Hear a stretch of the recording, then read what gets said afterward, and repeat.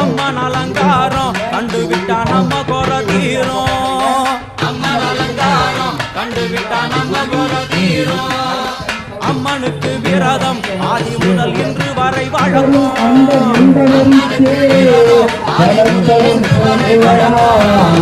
சமயபுரத்தில் நம்மை வாழ வைக்க மாறி கொண்டாடி மாறி அம்மன் அலங்காரம் வரம் வேணும். அம்மன் அலங்காரம் கண்டு விட்டா நம்ம குற தீரும். அந்த மாதிரி பாருங்க, இங்க இருக்கிற இறைவன் எம்பெருமான் அவரையும் பார்க்கணும். சரிங்களா?